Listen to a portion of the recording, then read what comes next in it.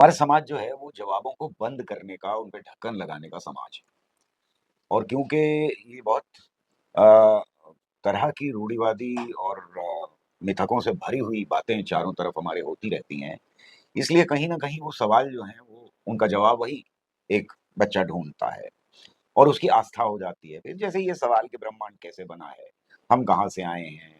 पेड़-पौधे कैसे उगते हैं? जानवर कहाँ से पैदा हुए हैं इस धरती के ऊपर?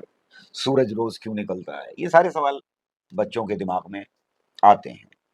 अब सवाल ये है कि अक्सर इसका जवाब जो है वो हमें मिलता है कि भगवान की मर्ज़ी से होता है ये सब कुछ। मर जाते हैं तो कहाँ चले जाते हैं? तो आत्मा चली जाती है। आत्मा कहाँ चली जाती है? भगवान के पास चली जाती है। कहीं ये जवाब मिलता है कि तारा बन जाते हैं। आपके कोई घर में बड़ा-बूढ़ा खत्म हो गया तो बच्चे को बता देते हैं कि वो तारा बन गए, आसमान में, आकाश में चले गए। तो इस तरह के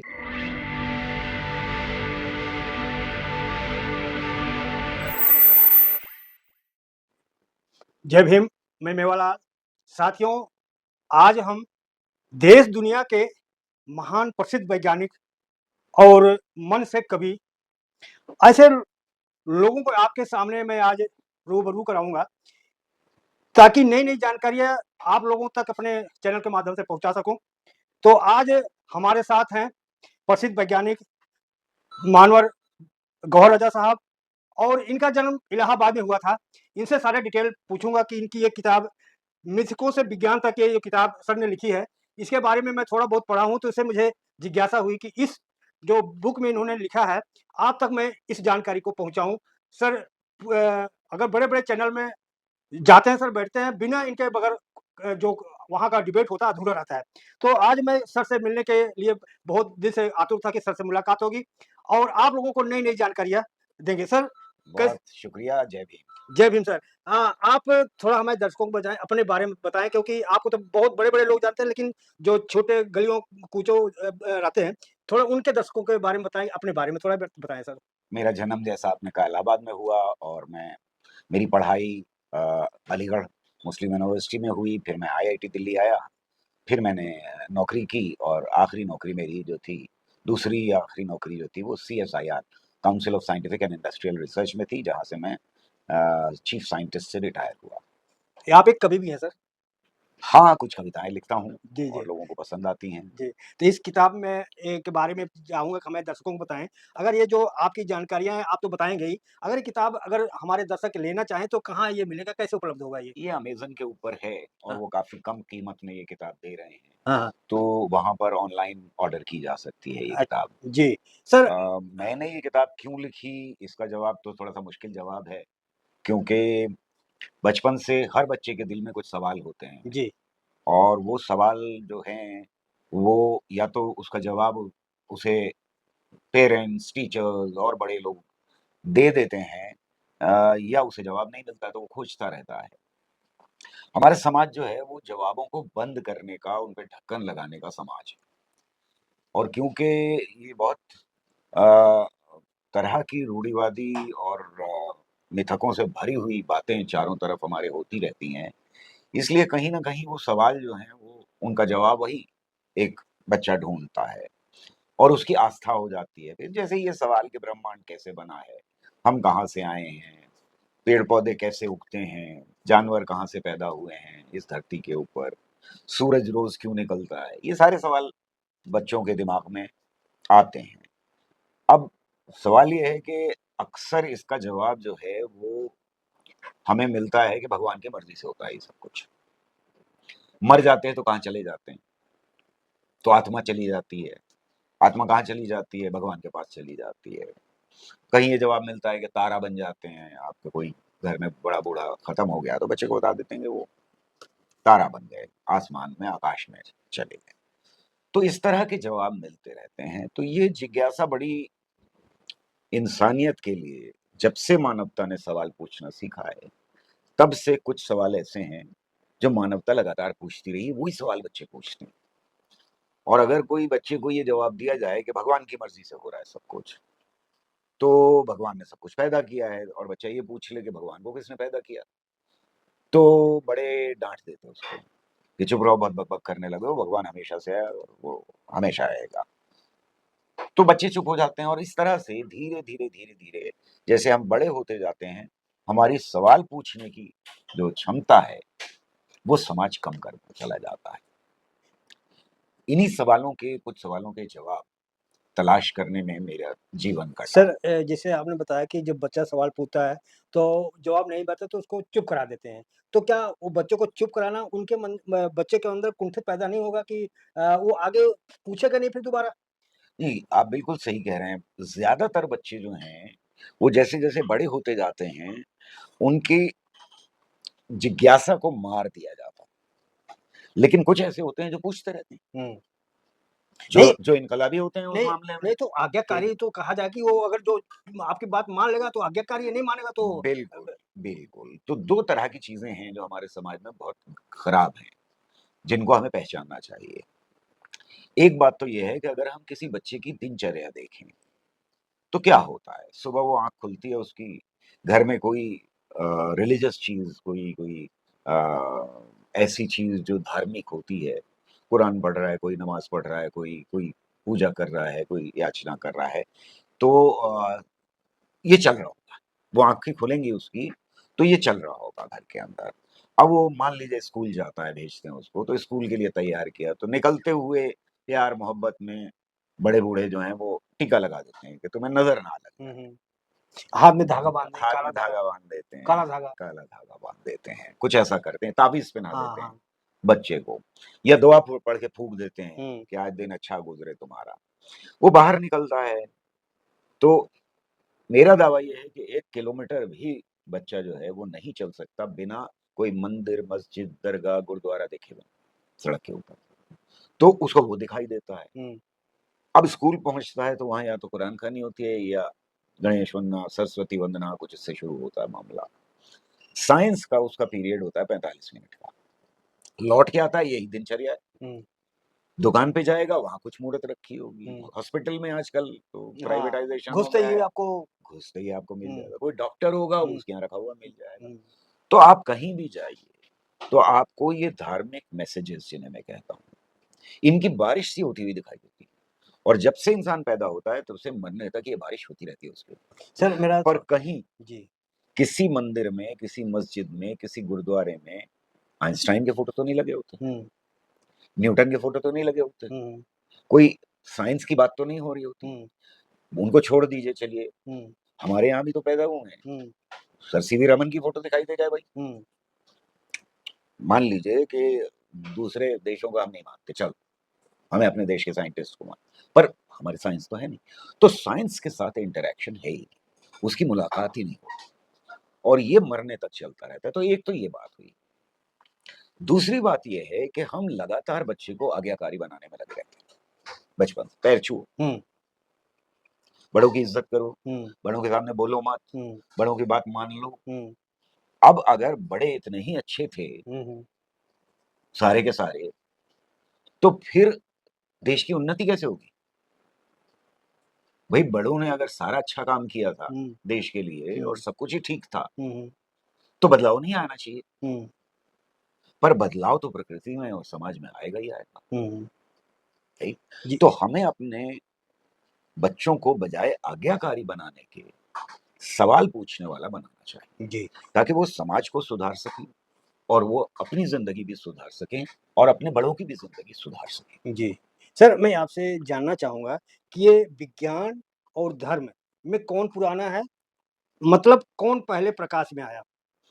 मेरा मानना ये है कि दोनों की शुरुआत उन्हीं सवालों से हुई। इंसान ने जब सवाल पूछे कि ब्रह्मांड कैसे पैदा हुआ, हम कैसे पैदा हुए, धरती पर जो कुछ चल रहा है या समाज में जो कुछ चल रहा है, वो कैसे चल रहा है? तो ऐसे सवालों के जब हमने पूछने और उनके जवाब तलाश करने की क्षमता हासिल कर ली, हुँ, क्योंकि साइंस ये बताती है कि हम सब अफ्रीका के जंगलों से निकले हैं, जहाँ पर हम किसी भी जानवर की तरह से रहते थे। हुँ, अब से 10-12 हज़ार साल पहले सभ्यता का विकास हुआ है।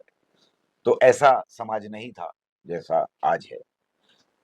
लेकिन सवाल थे और उन सवालों में जिन लोगों ने ये पूछा कि ब्रह्मांड क्यों पैदा हुआ, वो अध्यात्म और रिलिजन यानी धर्म की तरफ गए उनको धार्मिक जवाब मिले, और जो लोग पूछ रहे थे कि ब्रह्मांड कैसे पैदा हुआ, हम कैसे पैदा हुए पहले से धरती पर। धर्म और जी, विज्ञान के बारे में थोड़ा बताएँ, धर्म करेक्ट। और विज्ञान। तो सवाल जो है, जब कैसे से शुरू हुआ, हुँ, तो वो हमें विज्ञान की तरफ ले गया। क्यों वाले सवाल हमें धर्म की तरफ ले जाते हैं, भगवान की मर्जी की तरफ ले जाते हैं, और कैसे वाले सवाल, तो दोनों की शुरुआत एक साथ ही हुई है, मेरा मानना ये। आधुनिक विज्ञान के बारे में बात नहीं कर रहा। आधुनिक विज्ञान में बहुत सारे बदलाव आए हैं। आधुनिक विज्ञान में बदलाव आया जब साइंटिफिक रेवोल्यूशन हुआ दुनिया में, लेकिन विज्ञान की शुरुआत शुरू से ही हो गई। इसलिए मेरा मानना यह है कि किसी भी विज्ञान को हम इस्लामिक विज्ञान, वैदिक मैथमेटिक्स, चाइनीज मैथमेटिक्स, यूरोपियन विज्ञान, ये नहीं कह सकते। विज्ञान विज्ञान होता है। धर्म अलग अलग हो सकते हैं। इस्लाम का मानना ये है, हिंदुइज्म का मानना ये है, सनातन धर्म का मानना ये है, क्रिश्चियंस का मानना ये है, ज्यूस का मानना ये, वो तो अलग अलग हो सकते हैं, पर विज्ञान विज्ञान ही है। सर आप कह रहे हैं कि धर्म और विज्ञान साथ-साथ आया, लेकिन जब वो दुनिया में ज़्यादा मैं भारत की बात बताऊँगा कि ज पहले लोग तरह-तरह की बात मान लेते थे लेकिन जब विज्ञान आया तब उसको जो आडंबर है तो भागने लगा। तो अब कैसे कह सकते हैं कि दोनों बराबर आए सर? नहीं, नहीं, नहीं। देखिए, मैं यही समझाने की कोशिश कर रहा हूँ कि जब भी इंसान ने सवाल पूछा कि चीज़ें कैसे होती हैं, हुँ, हुँ। तो जो जवाब हासिल किए, हुँ, वो उसे विज्ञान की तरफ ले गए। विज्ञान अपने को सुधारने वाली चीज़ है। पहले वैज्ञानिकों का मानना था कि ज़मीन चपटी है, धर्म का भी मानना यही था। फिर विज्ञान में पूछा कैसे, हुँ, तो पता लगा कि गोल है। हुँ, फिर वही सवाल किया हुँ। कि ये कैसे, तो पता लगा कि धरती ब्रह्मांड के केंद्र में नहीं है। तो विज्ञान में कैसे सवाल हम पूछते रहे और बदलाव आते रहे। धर्म के अंदर जवाब रुक गए, ग्रंथों में बंद हो गए। हुँ, उन उनमें उनमें ऐसा कह सकते हैं कि बर्फ हुँ, हुँ। जैसे जमती है या पत्थर जैसे जमता है, वैसे जम गए। तो बदलाव नहीं आया, क्योंकि क्यों का आप जवाब देंगे कि क्यों है ये ब्रह्मांड, तो इसका जवाब आपको मिलेगा कि भगवान की मर्ज़ी। अब भगवान की मर्ज़ी को कुरान में लिख दिया, वेदों में लिख दिया, पुराणों में लिख दिया, बाइबल में लिख दिया, तो हमेशा के लिए जम गए। अब उसमें बदलाव नहीं आ सकता। तो फ़र्क यहाँ पर है, फ़र्क यहाँ नहीं है कि कब पैदा हुआ, फ़र्क यहाँ पर है कि कौन-सा जम गया और हमेशा का सच बन गया, और कौन-सा आगे बढ़ता रहा, नई-नई खोज करता रहा, नई-नई तरह से इस दुनिया को, अपने समाज को, इस पूरे ब्रह्मांड को देखता रहा। साइंस वो तरीका है जो रोज़ अपने ही कही हुई बातों को परखता रहता है। धर्म में परखा नहीं जा सकता। धर्म में एक बार बात हो गई, खत्म। सर क्या एक धार्मिक व्यक्ति एक अच्छा वैज्ञानिक हो सकता है? और ये बहुत मुश्किल सवाल है। और एक सवाल इसी साथ में और है कि मैं काफ़ी दिन से मैं अपने आप को मंथन कर रहा था, नहीं समझ पाया, तो मैंने कहा आज आपसे पूछूँगा कि स्वाभिमान और घमंड में अंतर क्या है? 2 सवाल है इसमें। चलिए, तो पहले सवाल ये ले लेते हैं कि क्या धार्मिक व्यक्ति अच्छा वैज्ञानिक हो सकता है या नहीं? देखिए, जितने बड़े नाम हैं, अब से 12वीं शताब्दी से लेकर के और आज तक के नाम अगर हम लें, यानी पिछली सदी तक के, उनमें से ज़्यादातर बड़े वैज्ञानिक धार्मिक भी थे। तो धर्म और विज्ञान का रिश्ता बड़ा अजीब था एक, जो बड़े लंबे समय से चला आ रहा है। और वो रिश्ता ये था कि पहले, यानी गलीलियो से पहले, न्यूटन तक भी ले लें, तो जब तक ये बात साबित नहीं हुई थी कि धरती अपनी धुरी पर घूमती है, तब तक विज्ञान को जाना पड़ता था धर्म के पास सर्टिफिकेट लेने के लिए, हाथ जोड़ के, कि हमने ये नई जानकारी हासिल की है, क्या धर्म इसकी इजाज़त देता है? क्या ये धार्मिक तौर पे सही है? तो धर्म में के अंदर अ, वार्तालाप शुरू हो जाता था। कई लोगों को बैन कर दिया गया, जला दिया गया, मार दिया गया, खत्म कर दिया गया। हमारे यहाँ अभी हुआ है हुँ। कि 4 लोगों को हमने कत्ल कर दिया अपने ही देश में। अ, गोविंद पंसारे हों या हुँ। कलबुर्गी हों या गौरी लंकेश हों या हमारे ये दोस्त जो हैं, ये भी तो विज्ञान की बात कर रहे हैं। हम्म, तो विज्ञान और धर्म का ये रिश्ता बड़ा अजीब सा रिश्ता है। यानी आप लैब के अंदर वैज्ञानिक हो सकते हैं, लेबोरेटरी के अंदर वैज्ञानिक हो सकते हैं, लेकिन उसके बाहर निकलते ही आप धार्मिक हो सकते हैं। तो एक धार्मिक आदमी भी अच्छा वैज्ञानिक जरूर हो सकता है, लेकिन हमें ये समझना चाहिए कि व्यापक धर्म जो है वो विज्ञान को किस नजर से देखता है। क्या मैं ये कह सकता हूं कि कुरान के अंदर सारी जानकारी नहीं है, या वेदों के अंदर सारी जानकारी नहीं है, या गीता के अंदर सारी जानकारी नहीं है? मैं नहीं कह सकता। हम्म, इसके ऊपर भावनाएं भड़क जाएंगी। हम्म, समझ रहे हैं ना बात जी, को आप, कि ये बात वैज्ञानिक बाहर निकल के नहीं कह सकता। उसके ऊपर भी दबाव है पूरे समाज का मानने का, अपनी मान्यताएं रखने का। मैंने जिन वैज्ञानिकों से बात की उसमें दो तरह के मुझे वैज्ञानिक मिले। एक वो थे जो कल्चर के नाम के ऊपर, रस्म और रिवाज के नाम के ऊपर कहते थे भाई मैं तो नहीं मानता, लेकिन घर वालों की मर्जी की वजह से, उनको खुश रखने की वजह से ये सब करना पड़ता है। और दूसरे वो थे जो ये कहते कि नहीं हमारा धर्म साइंटिफिक है, इसलिए मैं मानता हूं। तो वो जो हठ धर्मी है हम्म, कि मेरा धर्म साइंटिफिक है, इसने मुझे इस किताब पे लिखने पे मजबूर किया कि धर्म में और साइंस में क्या फर्क है, ये जानना बहुत जरूरी है। कभी आपने देखा नहीं होगा कि एक साइंस का या वैज्ञानिक दूसरे वैज्ञानिक को गलत साबित किए बिना बड़ा वैज्ञानिक बन गया हो? ऐसा नहीं हुआ। नहीं, ठीक है ना? धर्म के अंदर आप गलत साबित नहीं कर सकते, हम्म, वहां तो मामला गड़बड़ हो जाएगा, भावनाएं भड़क जाएंगी। हम्म, पर साइंस में ऐसा नहीं होता कि न्यूटन को गलत जब कह रहे थे आइंस्टाइन, तो न्यूटन के मानने वालों ने जाकर के आइंस्टाइन का घर जला दिया हो। ऐसा तो नहीं हुआ। जी, तो जो साइंस का तरीका है वो तरीका है वाद विवाद का, बातचीत का, एक्सपेरिमेंट करने का, शोध पेपर छापने का, और उससे बातें हल होती हैं। धर्म के अंदर हिंसक हो जाता है, लेकिन क्योंकि धर्म के अंदर भी एक बहुत स्ट्रॉन्ग, हर धर्म के अंदर, सर इंसान तो दोनों है ना, वो धार्मिक वाला भी वैज्ञानिक वाला भी। करेक्ट, तो एक के अंदर प्रवृत्ति जो है अपने धर्म की वजह से कभी कभी हिंसक हो जाती है। हर धर्म हिंसा भी सिखाता है और अहिंसा भी सिखाता है। हर धर्म के अंदर हिंसा भी है और अहिंसा भी। आप कोई भी ग्रंथ उठा करके ले लें, दोनों चीजें मौजूद हैं। अब अगर कोई वैज्ञानिक है और वो अपने धर्म से अहिंसक प्रवृत्ति लेता है, अहिंसक बातचीत लेता है, तो वो अच्छा वैज्ञानिक हो सकता है, उसमें कोई प्रॉब्लम नहीं। और इसीलिए मैं कहता हूं कि अगर विज्ञान के रास्ते पर किसी समाज को चलना है तो उसके लिए दो चीजें बहुत जरूरी हैं।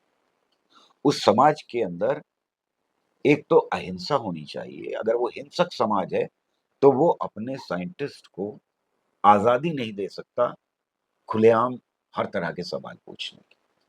सर मुझे थोड़ा एक जिज्ञासा पैदा हो रहा है।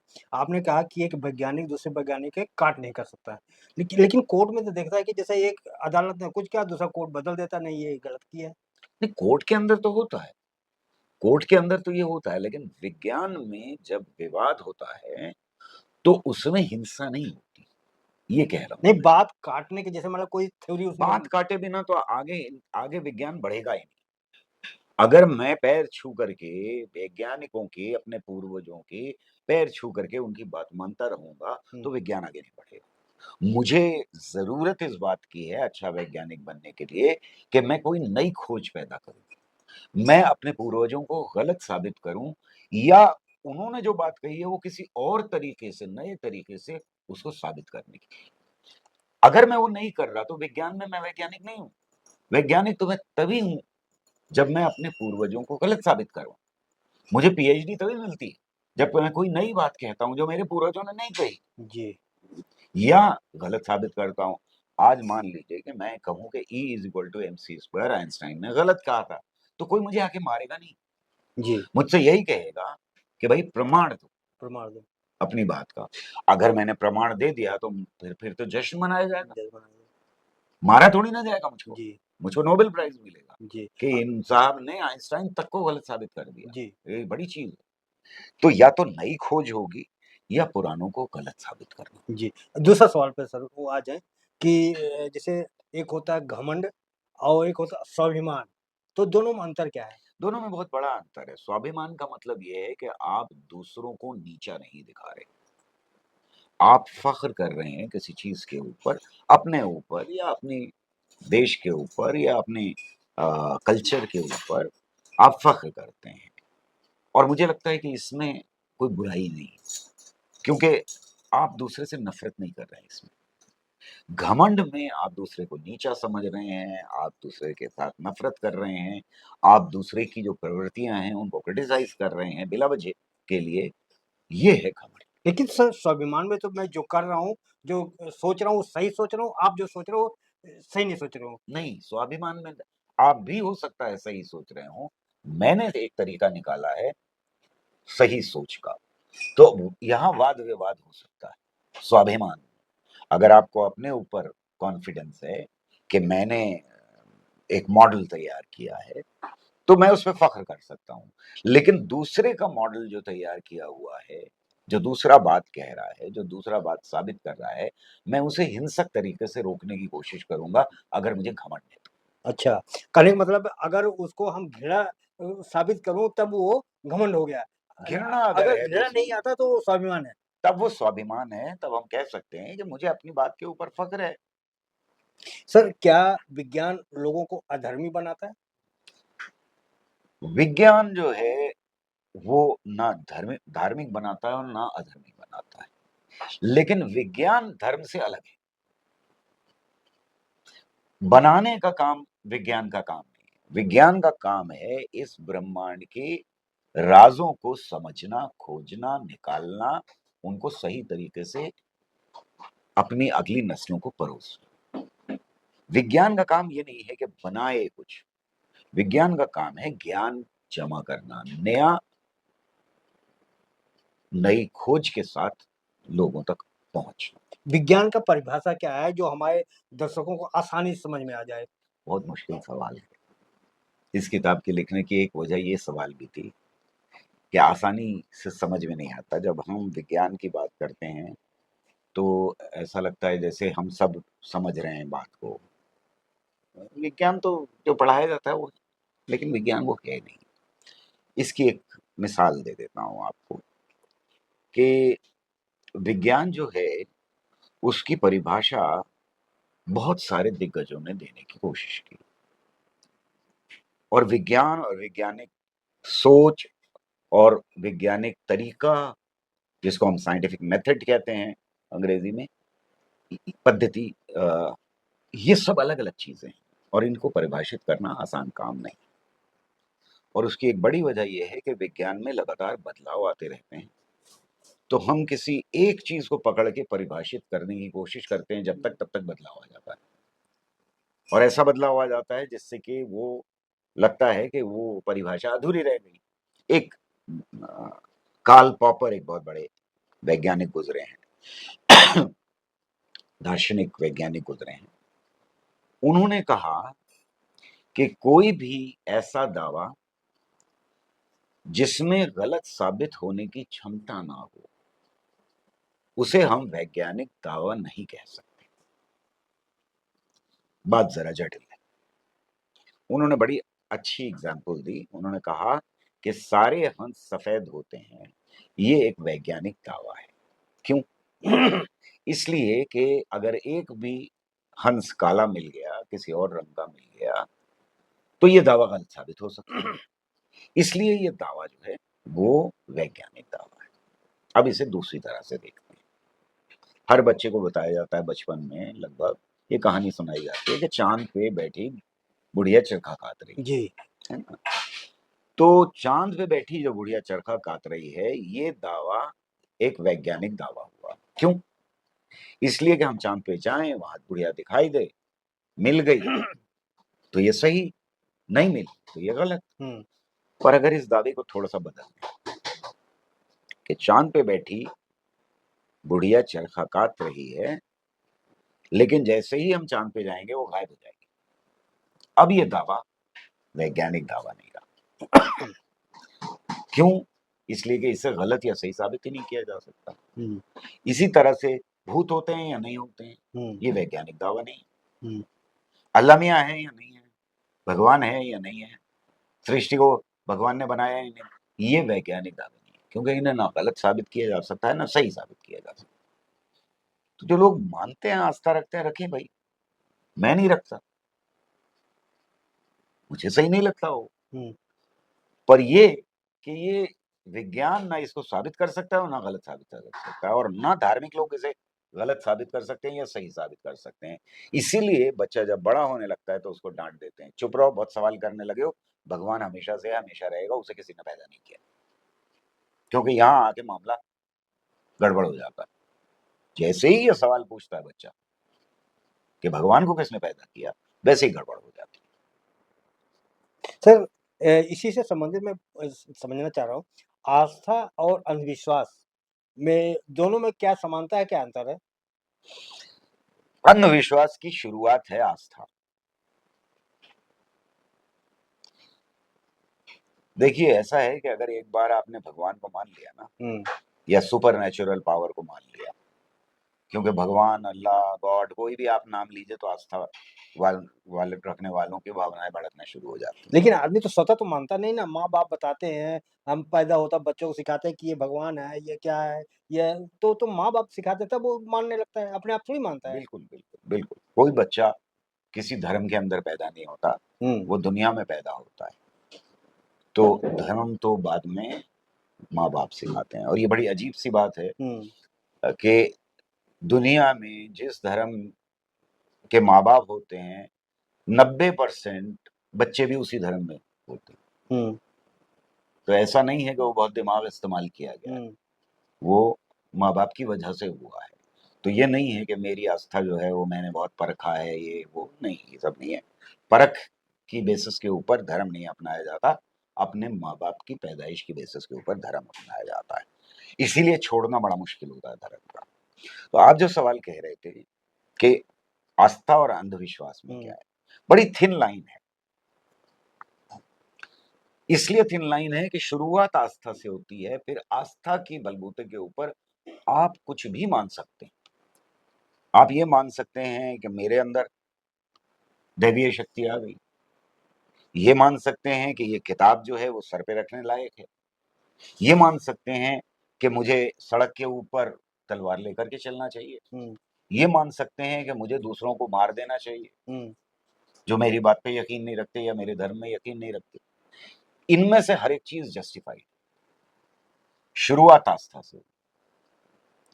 बात यह है कि अगर हम सवाल नहीं उठा रहे और आस्था के दायरे में चले गए हैं तो फिर सारी चीजें एक बराबर हैं। सर, आस्था अंधविश्वास तो हमें एक ही जैसे लगता है सर।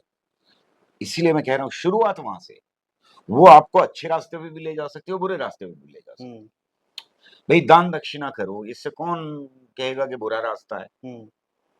लेकिन वही आस्था आपको सड़क के ऊपर किसी को मारने पे भी मजबूर कर सकती है। तो वो अंधविश्वास में बदल गई। एक अंधविश्वास आपको ले जा रहा है अच्छी तरफ, दूसरा अंधविश्वास ले जा रहा है गलत तरफ। तो दोनों बराबर है। अगर आप सोच समझ के ये कह रहे हैं आज की दुनिया में कि कोई पहाड़ हाथ पे उठा करके ले आया, उड़ता हुआ चला आया,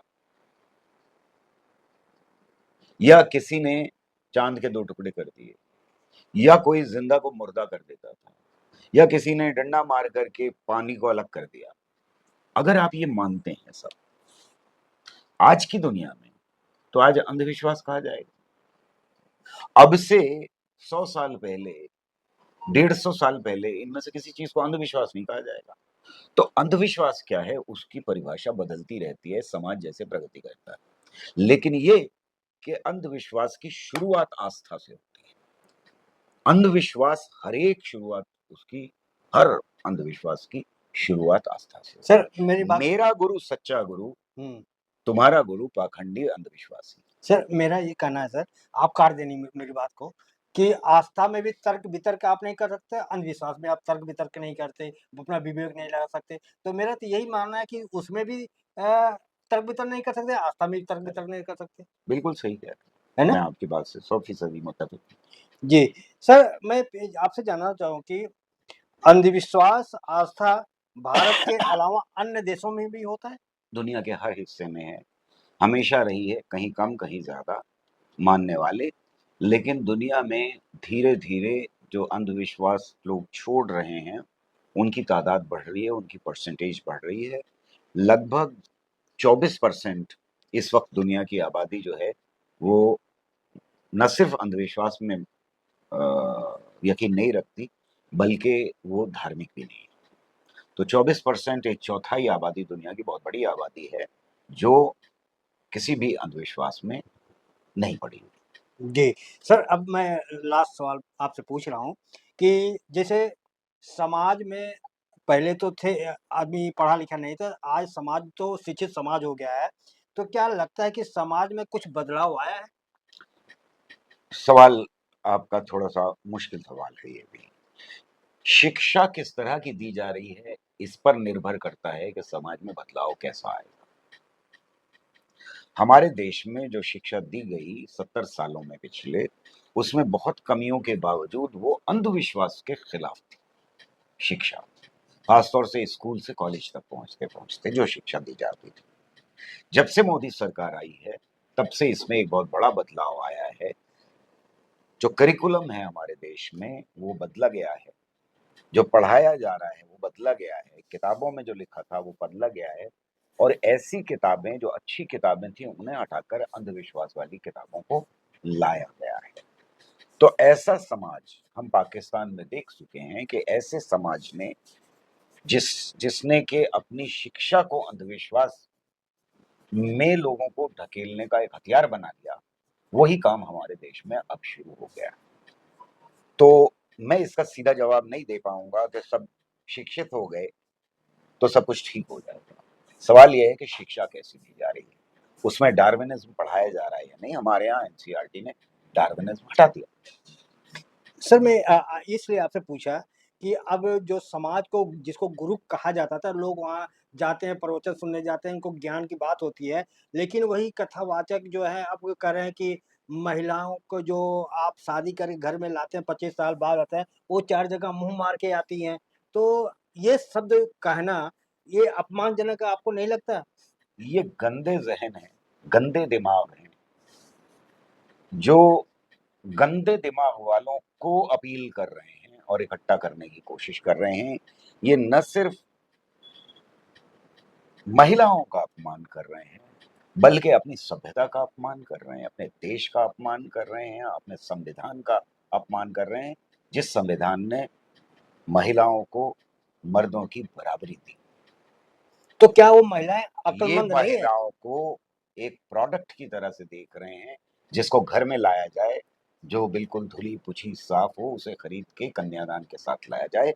ये बहुत घातक और भयानक लोग हैं, इनके खिलाफ आवाज़ उठनी तो चाहिए। क्या महिलाएँ अनपढ़ गँवार हैं कि या इस बात को नहीं समझ पा रही वो? महिलाएँ हमारे देश के अंदर, क्योंकि ज़्यादातर पुरुष प्रधान देश है हमारा, आस्थावान देश है हमारा, इसलिए महिलाओं को दूसरे दर्जे पे रखा गया है। लेकिन महिलाएँ इसके खिलाफ आवाज़ उठा रही हैं, उठाती रहेंगी और बहुत संघर्ष होगा इसके ऊपर। सर एक ये बर्दाश्त नहीं किया जी, जाएगा। सर एक लास्ट सवाल आपसे जानना चाहूँगा कि समाज में मैं देख रहा हूँ कि बहुत से जातियाँ जब दूसरे प्रदेशों में जाते हैं, दूसरे शहर में जाते हैं, तो अपनी जातियाँ छुपा के जाती हैं, अपना सरनेम और कुछ बताते हैं। तो बाद में जब पता खुलता है तो उन पर बड़ा अत्याचार होता है। जात पूछना अपराध है या छिपाना अपराध है? क्या इसका आपका मानना है सर? जात पूछना अपराध है। जात पूछना अपराध है मेरे ख़्याल में। जात की बेसिस के ऊपर डिस्क्रिमिनेशन अपराध है, जो हमारा कॉन्स्टिट्यूशन भी कहता है। और इसलिए अगर जात पूछ करके डिस्क्रिमिनेशन किया जा रहा है, तो डबल अपराध। कोई भी समाज तरक्की कर ही नहीं सकता, जहाँ पर एक तबके के खिलाफ दूसरा तबका खड़ा हो जाए। और हमारे देश में सदियों से दबी कुचली जातियों को, मैं उन्हें नीच जाति कहना बहुत बुरा समझता हूँ। हमें ये शब्द इस्तेमाल नहीं करना चाहिए। जो दबी कुचली जातियां हैं, उन जातियों के ऊपर अत्याचार होता रहा है, आज भी हो रहा है, गांव में ज्यादा हो रहा है। शहर में फिर भी गहमा-गहमी है, एक-दूसरे से मेल-मिलाप कम होता है, इसलिए पता देर से लगता है। लेकिन शहर में भी हर घर के अंदर लगभग अत्याचार हो रहा है, क्योंकि हम घर में काम करने वाले लोगों को, जो घर में सफाई करने के लिए आते हैं, उनको उसी बर्तन में खाना नहीं देते जिसमें हम खिलाते हैं। तो ये लोग जो कहते हैं कि शहरों से ऊँच और छूत-छात खत्म हो गई है, ये बिल्कुल गलत है, आज भी है, और इसके खिलाफ हमें जंग करनी चाहिए। जी, तो सर लास्ट खत्म होते-होते एक सवाल थोड़ा-सा रह गया। आप बड़े-बड़े चैनलों में जाते हैं सर, आपका कितना वहाँ पर मान-सम्मान होता है? हम जैसे यूट्यूबर के आप इतना समय देते हैं, आपको कैसा फ़ील हो रहा है सर? मैं ये समझता हूँ कि जो यूट्यूबर्स हैं छोटे, उनका बहुत बड़ा रोल है इस देश को बेहतर बनाने में, और इसलिए मैं किसी भी छोटी चैनल को छोटा नहीं समझता। अगर हम अपने स्वतंत्रता संग्राम का इतिहास देखें, तो बड़े-बड़े अखबारों ने उस वक़्त जो रोल अदा किया, वो कोई बहुत अच्छा रोल नहीं था। जो छोटे-छोटे अखबार थे, छोटे-छोटे पर्चे निकलते थे, जो कभी निकलते थे और कभी खत्म हो जाते थे, उनका योगदान कहीं ज़्यादा बड़ा रहा है, कम से कम भारत को आज़ाद कराने में। इसलिए मैं समझता हूँ कि उनका रोल कहीं ज़्यादा इम्पोर्टेंट है। जो बड़े चैनल्स हैं, उनके ऊपर जाना मैंने लगभग बंद कर दिया है, और उसकी वजह ये है कि वो बिके हुए चैनल्स हैं, वो उनको मैं देशद्रोही चैनल्स कहता हूँ। क्योंकि वो देश को अंधकार की तरफ, देश को अंधविश्वास की तरफ धकेल रहे हैं लगातार, और उसकी वजह ये है कि आज की जो पॉलिटिक्स है, आज की जो राजनीति है, वो अंधविश्वास और धर्म की राजनीति में उलझी हुई राजनीति है, और यही रोल बड़े चैनल्स अदा कर रहे हैं। मैंने वहाँ जाना लगभग बंद कर दिया है। धन्यवाद सर, आप हमको इतना समय दिया, हमको अपना महत्व दिया, इसके लिए बहुत-बहुत धन्यवाद। तो सर, आप बहुत अच्छे हमारे दर्शकों को समझाया। तो कैसी रही बातचीत प्रतिक्रिया में आप लोग बताएँ, और आपसे अपील है कि आप कहाँ से देख रहे हैं और हमारी बातचीत कैसे लगी कमेंट में ज़रूर लिखें, और हमारे चैनल को सब्सक्राइब करें, लाइक करें, कमेंट करें। धन्यवाद। मैं जय भीम, इनकलाब ज़िंदाबाद। जय भीम, जय भारत।